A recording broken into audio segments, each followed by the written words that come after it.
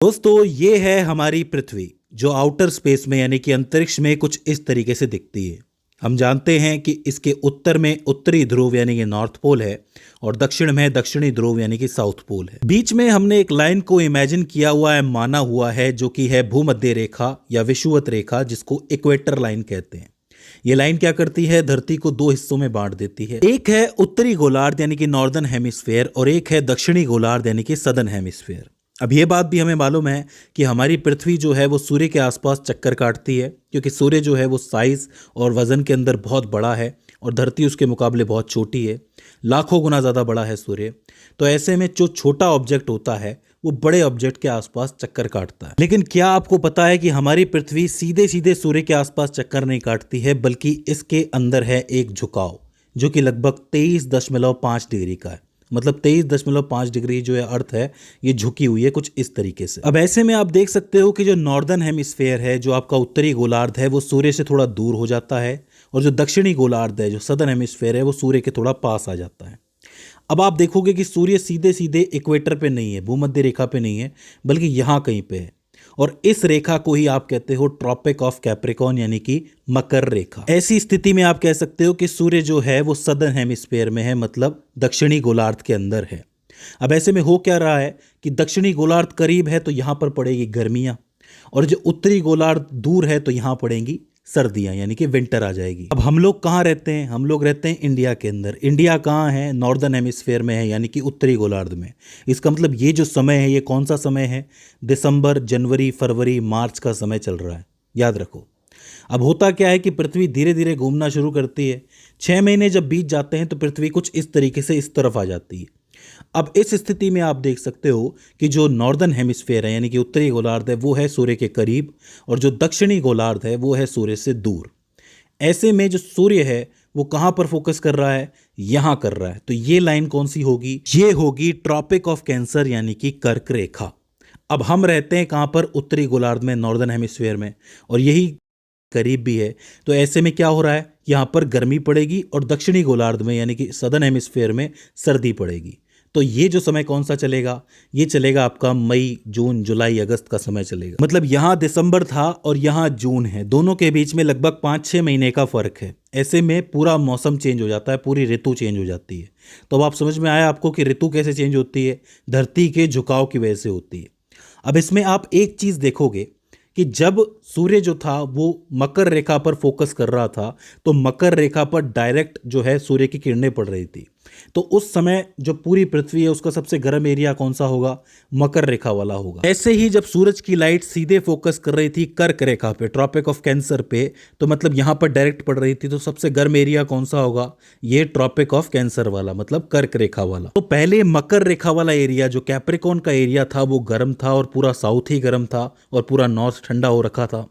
बाद में क्या हुआ कि नॉर्थ जो है वो गर्म हो गया और साउथ जो है वो ठंडा हो गया। तो आप देख सकते हो कि धरती के झुकाव यानी कि टिल्ट की वजह से कभी कोई एरिया गर्म हो रहा है, कभी कोई एरिया गर्म हो रहा है। इस तरीके से पूरी धरती पर ताप पेटियां यानी कि टेम्परेचर जोन्स बने हुए हैं। उदाहरण के तौर पे आप देख सकते हो कि जब सूर्य जो था वो साउथ हेमिस्फेयर में था, मतलब दक्षिणी गोलार्ध में था, तो ऐसे में यहाँ तो सूरज पहुंच ही नहीं पा रहा है, यहाँ पे किरणें पहुंच ही नहीं पा रही है। इस वजह से इस एरिया में 6 महीने सूरज निकलता ही नहीं है। आपने सुना होगा कि भाई सूरज जो है 6 महीने निकलता है, 6 महीने नहीं निकलता है। तो यहाँ पर इसी वजह से ठंड में बर्फ जम जाती है। इसी तरीके से जब नॉर्थ की तरफ सूरज आता है तो यहाँ पर साउथ की तरफ 6 महीने सूरज नहीं निकलता है, तो इस वजह से यहाँ पर बर्फ जम जाती है। तो इसका मतलब इस झुकाव की वजह से अलग अलग क्षेत्र बने हुए हैं, टेम्परेचर जोन बने हुए हैं। तो आज हम उन्हीं सब टेम्परेचर जोन्स को पढ़ने वाले हैं। मैं आपको बता दूं कि पूरी पृथ्वी पर लगभग 7 ताप पेटियां हैं, मतलब 7 टेम्परेचर जोन्स हैं। एक एक करके हम सभी टेम्परेचर जोन्स या फिर 7 पेटियों को पढ़ने वाले हैं। तो देखो हमारी जो पृथ्वी है कुछ इस तरीके से दिखती है। बीच में आपको यहाँ पर 0 डिग्री वाली भूमध्य रेखा दिखेगी, ऊपर 90 डिग्री नॉर्थ यानी कि जो उत्तरी ध्रुव है वो नजर आएगा, और नीचे 90 डिग्री साउथ यानी कि जो दक्षिणी ध्रुव है वो नजर आएगा। यहाँ पर आपको नजर आएगी कर्क रेखा यानी कि ट्रॉपिक ऑफ कैंसर 23.5 डिग्री पर। आपको मैंने बताया कि कैसे बनती है।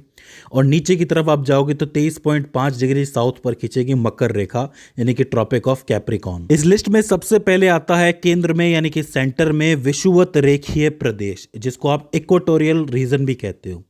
ये जो होता है ये 0 डिग्री से 5 डिग्री नॉर्थ और 5 डिग्री साउथ के बीच में होता है, मतलब बिल्कुल बीच का एरिया होता है। होता क्या है कि सूर्य जो है जब कर्क रेखा की तरफ जाएगा या मकर रेखा की तरफ जाएगा, दोनों ही हिस्सों में इस पे लाइट ज़रूर पड़ेगी। तो इसका मतलब पूरी पृथ्वी पर सबसे ज़्यादा समय तक गर्म रहने वाला जो एरिया है वो यही है, ये जो बीच का एरिया है, इसी को कहते हैं विषुवत रेखीय प्रदेश। पूरे साल यहाँ का जो टेम्परेचर यानी कि तापमान होता है वो 25 से 30 डिग्री के बीच में रहता है, और इतनी गर्मी की वजह से यहाँ पर बारिश होती रहती है। बारिश से मेरा मतलब है कि यहाँ की जो नमी होगी वो भापन के ऊपर हो जाती है, ऊपर उठ के वो बादल बन जाती है और बरस जाती है। इस बारिश को आप संवहनीय वर्षा या फिर कन्वेक्शनल रेन कहते हो, जो 12 महीने चलती ही रहती है। मतलब साल भर यहाँ पर गर्मी भी रहती है और बारिश भी होती रहती है। शाम के टाइम जब सब कुछ गीला रहता है तो हल्की सी हवा चलती है तो टेम्परेचर गिर भी जाता है। तो ऐसे में यहाँ पर कोई भी ऋतु फिक्स नहीं है। यही कारण है कि इस पूरी जगह पर आपको उष्ण कटिबंधीय वर्षावन यानी कि रेन फॉरेस्ट देखने को मिलेंगे। जहाँ हमेशा बारिश होती रहेगी वहाँ पर रेन फॉरेस्ट ही उगेंगे। अमेज़न पूरा का पूरा इसी के अंतर्गत आता है, तो इसे आपको याद रखना है। दूसरा आता है अंतरा उष्ण कटिबंधीय प्रदेश, जिसको आप कहते हो इंट्रा ट्रॉपिकल रीजन। अब ये जो रीजन है आपको 5 डिग्री से 12 डिग्री के बीच में देखने को मिलेगा, नॉर्थ के अंदर यानी कि उत्तर के अंदर भी और साउथ के अंदर यानी कि दक्षिण के अंदर भी। ये एरिया विशेष इसलिए है क्योंकि यहाँ पर भी साल भर बारिश तो होती है, पर साल के कुछ हिस्से यहाँ पर बारिश नहीं भी होती है, थोड़ा बहुत मौसम सूखा भी रहता है। तो ऐसे में यहाँ आपको जंगल भी देखने को मिलेंगे और घास के मैदान भी देखने को मिलेंगे। एक बात आपको याद रखनी है कि कभी कभी ये जो अंतरा वाला क्षेत्र है, मतलब इंट्रा ट्रॉपिकल रीजन जो है, वो 25 डिग्री तक भी चला जाता है, मतलब फैल भी जाता है। ये 5 से 12 के बीच में तो फिक्स है, पर कभी कभी ये थोड़ा आगे भी बढ़ जाता है। इस क्षेत्र में आप देखोगे कि गर्मियों में तो यहाँ बारिश होती है, क्योंकि ज़्यादा गर्मी होगी तो संवहनीय वर्षा हो जाएगी, जो पानी होगा, नमी होगी, वो आसमान में जाएगी, बादल बन जाएगी, फिर बरस जाएगी। सर्दियों के मौसम में यहाँ पर जब सर्दी का थोड़ा मौसम आता है तो सूखा आ जाता है। जो अफ्रीका के सवाना घास के मैदान है ना, वो इसी क्षेत्र के अंदर मौजूद है। तो ये है इंट्रा ट्रॉपिकल, इसे आपको याद रखना है। तो सबसे बीच में तो आता है आपका विषुवत रेखीय प्रदेश, इक्वेटोरियल लीनियर रीजन। उसके थोड़ा ऊपर आता है अंतरा उष्णकटिबंधीय प्रदेश यानी कि इंट्रा ट्रॉपिकल रीजन। इसके बाद जब आप 25 डिग्री तक जाओगे, 12 से 25 डिग्री तक, यहां आपको मिलेगा ट्रॉपिकल रीजन यानी कि उष्ण कटिबंधीय क्षेत्र। इस क्षेत्र की खास बात यह है कि जब आप 12 डिग्री पे होते हो, 12 डिग्री के लैटिट्यूड या फिर अक्षांश पे होते हो, तो वहां तो टेम्परेचर ज्यादा होता है, आपको पता है तापमान ज्यादा होता है। जैसे जैसे आप ऊपर की तरफ बढ़ते जाते हो, 25 डिग्री तक बढ़ते जाते हो, तो तापमान कम होता जाता है। यहाँ होता यह है कि साल में एक बार आपको यहाँ पर बहुत ज़्यादा गर्मी देखने को मिलेगी और साल में एक बार यहाँ पे आपको बहुत ज़्यादा सर्दी देखने को मिलेगी। मतलब गर्मियों के दिनों में 14 घंटे तक गर्मी रहती है, दिन में 14 घंटे और 10 घंटे सर्दी रहती है। लेकिन सर्दियों के दिन में 14 घंटे आपको सर्दी भी देखने को मिलेगी और 10 घंटे गर्मी देखने को मिलेगी।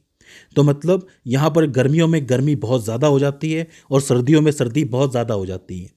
यही कारण है कि यहाँ पर अच्छे खासे जंगल फल फूल जाते हैं। अब कायदे से देखा जाए तो 0 डिग्री से लेके यहाँ तक पूरा एरिया ही ट्रॉपिकल रीजन है, पूरा ही उष्ण कटिबंधीय है। लेकिन हमने फिर भी इसको 3 हिस्सों में बांटा हुआ है। कारण क्या है? कारण तापमान है, क्योंकि बीच के हिस्से में मैंने जैसा कि आपको बताया कि साल भर गर्मी रहती है, 25 से 30 डिग्री रहता है। लेकिन जब आप थोड़ा ऊपर आओगे, यहाँ पर 25 डिग्री तक आओगे, तो यहाँ तापमान कम भी हो जाता है। तो इसीलिए इसको बांटना पड़ा। तापमान ही मेन चीज़ है, तापमान के आधार पर ही हमने इसको बांटा हुआ है। तो ये कह सकते हो आप कि हमने इस उष्ण कटिबंधीय क्षेत्र को, ट्रॉपिकल रीजन को, तापमान की वजह से, टेम्परेचर के आधार पर 3 हिस्सों में बांट रखा है। सबसे बीच वाला इक्वेटोरियल रीजन यानी कि विषुवत रेखीय प्रदेश, उसके ऊपर वाला अंतरा उष्ण कटिबंधीय प्रदेश यानी कि इंटर ट्रॉपिकल रीजन, और सबसे बाहर आपको उष्ण कटिबंधीय प्रदेश यानी कि ट्रॉपिकल रीजन मिलेगा। बोलो दिक्कत है कि नहीं है? देखो थोड़ा सा फोकस करके समझोगे तो जरूर समझ में आ जाएगा। अब ये तो हो जाता है वो रीजन जहां पर मकर रेखा और कर्क रेखा यानी कि ट्रॉपिक ऑफ कैप्रिकॉर्न और ट्रॉपिक ऑफ कैंसर तक का एरिया। अब हम चलते हैं इसके ऊपर वाले क्षेत्र में। इसका ऊपर वाला रीजन कहलाता है उपोष्ण कटिबंधीय प्रदेश यानी कि सब ट्रॉपिकल रीजन। 25 डिग्री से लेके 45 डिग्री नॉर्थ में भी और साउथ में भी।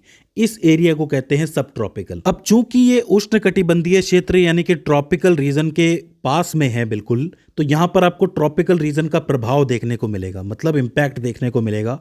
यहाँ पर आपको गर्मी तो मिलेगी, लेकिन चूंकि ये 45 डिग्री तक जाता है और इसके आसपास आपको महासागर भी देखने को मिलेंगे, तो होता ये है कि महासागर की वजह से यहाँ पर बरसात हो जाती है और बरसात होने की वजह से यहाँ पर ठंड बढ़ जाती है सर्दियों के अंदर। तो मतलब यहाँ की गर्मियाँ तो बहुत गर्म होती है, साथ में सर्दियाँ भी थोड़ी ठंडी हो जाती हैं, तो इसे आपको याद रखना है। फिर भी ओवरऑल गर्मी ही ज़्यादा होती है इस जगह पर। सर्दियों के टाइम पे क्या होता है कि चक्रवर्तीय वर्षा उठती है, यानी कि साइक्लोन वाली जो रेन है वो उठती है, वो इन इलाकों में जाती है, जिस वजह से यहाँ पर सर्दियों में सर्दी बढ़ जाती है। अदरवाइज यहाँ पर भी गर्मी ही रहती है। नींबू की खेती इस जगह पे अच्छी खासी हो सकती है।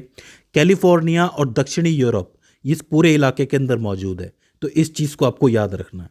कौन सा हो गया? सब ट्रॉपिकल।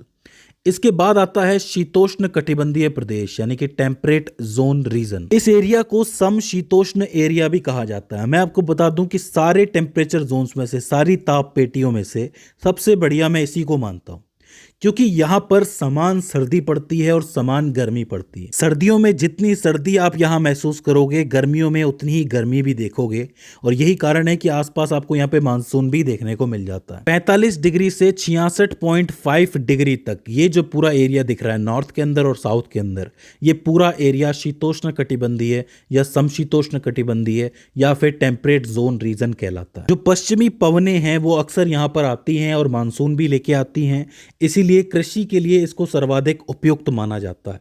तो ये एरिया कृषि के लिए इंपॉर्टेंट हो जाता है। जहाँ कृषि होगी, पानी होगा, वहीं पर जनसंख्या भी ज़्यादातर वास करेगी, तो ज़्यादातर जनसंख्या आपको दुनिया की इसी क्षेत्र के अंदर देखने को मिलेगी। तो ऐसे में जनसंख्या यहाँ पर रह रही है तो यहाँ पर लेबर भी मिल जाएगा, यहाँ पर कृषि हो रही है तो कच्चा माल मिल जाएगा, पानी है, यहाँ पर सड़कें भी बनेंगी, रेल भी बनेगी, तो परिवहन भी मिल जाएगा। तो सारे उद्योग कहाँ लगेंगे? यहीं पर लगेंगे। तो सारे उद्योग भी आपको यहीं देखने को मिलेंगे। औद्योगिक विकास भी आपको इसी एरिया में ज़्यादा देखने को मिलेगा। साथ ही एक चीज आपको यहाँ पर याद रखनी है कि कुछ एरिया ऐसे भी होते हैं जहाँ पर बारिश नहीं होती है, मतलब यहीं पर कुछ एक रेगिस्तान भी आपको देखने को मिलेंगे। होता क्या है कि कोई पर्वत श्रृंखला बीच में आ जाती है, जिसकी वजह से जो पानी है वो पहुँच नहीं पाता है, पानी कम हो जाता है, तो कुछ एक एरिया में यहाँ पे आपको रेगिस्तान भी देखने को मिलेंगे। तो वहाँ पर कैसे पौधे उगते हैं? पर्णपाती पौधे उगते हैं। पर्णपाती पौधा वही होता है जो गर्मियों में अपने पत्ते गिरा देता है, क्योंकि पानी को ज़्यादा वेस्ट नहीं करना है, कम पानी में काम चलाना है, तो पत्ते गिराने पड़ते हैं। तो यहाँ पर आपको पर्णपाती पौधे भी देखने को मिलेंगे। तो ये है टेम्परेट जोन यानी कि शीतोष्ण कटिबंधीय प्रदेश या फिर समशीतोष्ण कटिबंधीय प्रदेश, इसको आपको याद रखना। इसके बाद आता है आपका टुड्रा प्रदेश। टुड्रा प्रदेश मेनली 60, 62, 63 डिग्री से शुरू हो जाता है और आगे ध्रुवों तक जाता है, मतलब ध्रुवों से थोड़ा पहले रुक जाता है। इस पूरे प्रदेश को टुड्रा रीजन कहा जाता है। यहाँ पर आपको बहुत ही कम गर्मी देखने को मिलती है और सारा माहौल ठंडा ही देखने को मिलता है। पूरा उत्तरी कनाडा और साइबेरिया ये सब कुछ टुड्रा प्रदेश के अंदर ही है, इसी वजह से यहाँ पर आपको बर्फ जमी हुई देखने को मिलती है। अब चूंकि मैं आपको बता चुका हूँ कि यहाँ पर साल के 6 महीने सूर्य आता है और 6 महीने नहीं आता है, तो इसका अर्थ हो जाता है कि यहाँ पर जो बर्फ जमती है वो स्थायी बर्फ होती है और यहाँ पर जो घास के मैदान होते हैं वो वृक्षहीन होते हैं। जाहिर सी बात है कि अगर आप वृक्ष उगाना चाहते हो, पेड़ उगाना चाहते हो, तो उसके लिए सूरज की रोशनी ज़रूरी है, क्योंकि वो फोटोसिंथेसिस करेगा, खाना बनाएगा, तो उसके लिए ज़रूरी हो जाता है। अब जब इसको लाइट ही नहीं मिलेगी 6 महीने, तो ऐसे में पेड़ रहेगा कैसे? मर ही जाएगा। तो इसीलिए यहाँ पर पेड़ पौधे नहीं होते हैं। इसके अलावा यहाँ पर आपको मूल निवासी भी बहुत कम देखने को मिलेंगे। बहुत ही थोड़ी बहुत ऐसी जनजातियाँ होती हैं जो इन एरियाज़ में रहती है और शांति से रहती है, उनको कोई डिस्टर्ब भी नहीं करता है। तो ये हो जाता है टुड्रा क्षेत्र। आखिर में आपका आता है ध्रुवीय प्रदेश, जिसको आप पोलर रीजन कहते हो, जो बिल्कुल ध्रुवों पे होते हैं, यानी कि पोल्स पे होते हैं। ये जो हैं आपको उत्तरी ध्रुव यानी कि नॉर्थ पोल और दक्षिणी ध्रुव यानी कि साउथ पोल पर मिलेंगे। सूर्य की किरणें यहाँ पर बहुत कम पड़ती हैं, मैं तो कहता हूँ कई एरियाज पे तो पड़ती ही नहीं है। तो ऐसे में सिर्फ ध्रुवीय प्रदेशों के अंदर 6 महीने दिन रहता है और 6 महीने रात रहती है। यही कारण है कि यहाँ पर आपको बर्फ की मोटी मोटी चट्टानें, ग्लेशियर्स देखने को मिलते हैं और विश्व का लगभग 70% ताज़ा जल भी आपको इन्हीं ध्रुवीय क्षेत्रों में देखने को मिलता है। तो इसीलिए ये एरियाज आपको याद रखने बहुत ज़रूरी। तो अब आपको समझ में आया कि किस हिसाब से आप बांट सकते हो। सबसे पहले तो आपका इक्वेटोरियल रीजन आता है, विषुवत रेखीय प्रदेश, जहां हमेशा गर्मी रहती है, बारिश होती रहती है। उसके ऊपर आप देखोगे तो इंट्रा ट्रॉपिकल रीजन होता है, यानी कि अंतरा उष्णकटिबंधीय प्रदेश, जहां थोड़ी गर्मी भी रहती है, ज़्यादा ही गर्मी रहती है, कभी कभी थोड़ा सूखा भी देखने को मिलता है। उसके ऊपर उष्णकटिबंधीय प्रदेश, ट्रॉपिकल रीजन। उसके ऊपर उपोष्ण कटिबंधीय प्रदेश यानी कि सब ट्रॉपिकल। उसके ऊपर टेम्परेट जोन यानी कि शीतोष्ण या फिर समशीतोष्ण क्षेत्र, फिर टुंड्रा प्रदेश, और आखिर में ध्रुवीय क्षेत्र। तो ये सारे जो हैं 7 पेटियां कहलाती है, इन्हें आपको याद रखना। आखिर में एक स्पेशल चीज़ मैं आपको बता देता हूं जिससे सवाल बन जाता है, उसका नाम है हीट आइलैंड, बोले तो ऊष्मा द्वीप। होता क्या है कि बड़े बड़े शहर जो बसते हैं, आपने देखा होगा कि शहर क्या करते हैं, जंगलों को साफ कर देते हैं और यहाँ पर बिल्डिंग बना देते हैं। बिल्डिंगों के बनने से और पेड़ों के निकाल दिए जाने से क्या होता है कि धीरे धीरे यहाँ पर टेम्परेचर बढ़ने लगता है, कि यहीं पर गाड़ियाँ भी चल रही हैं, यहीं पर उद्योग भी बने हुए हैं। तो ऐसे में यहाँ पर जो है गर्मी जो है ज़्यादा हो जाती है, ज़्यादा गर्मी अवशोषित होती है। तो ऐसे में एक राज्य में कई ऐसे गर्म शहर हो सकते हैं और उन गर्म शहरों को ही ऊष्मा द्वीप या फिर हीट आइलैंड कहा जाता है। उदाहरण के तौर पे आप बीच सिटी में से गुजरेंगे तो आपको बहुत ज़्यादा गर्मी महसूस होती है, लेकिन जब आप ऐसे किसी एरिया के अंदर जाते हो जहाँ पर पेड़ पौधे लगे हुए हैं, घास के मैदान हैं, तो आप महसूस करोगे कि जो टेम्परेचर है वो गिर गया है। क्यों? क्योंकि यहाँ पर वन मौजूद है, तो वो वन जो है वो टेम्परेचर गिरा देते हैं। तो ऐसे में ऊष्मा द्वीप जो है, इनका ध्यान रखना ज़रूरी है, सवाल बन सकता है एग्जाम के अंदर। तो दोस्तों ये हो जाती हैं 7 ताप पेटियां। आई होप आपको समझ में आ गई होंगी। अगर इसके बावजूद इसके अंदर आपको कोई क्वेरी आती है, कोई दिक्कत आती है, तो आप हमें कमेंट सेक्शन के अंदर बता सकते हैं। मेरी आपसे एक रिक्वेस्ट है कि इस वीडियो को देखने के बाद आप ये वीडियो ज़रूर देखिएगा, क्योंकि मैंने ताप पेटियों के आधार पर वनों के बारे में बताया है, यानी कि फॉरेस्ट के बारे में, जिससे कि आपको समझने में और आसानी होगी। तो दोस्तों आज की इस वीडियो के अंदर बस इतना ही। See you in the next one.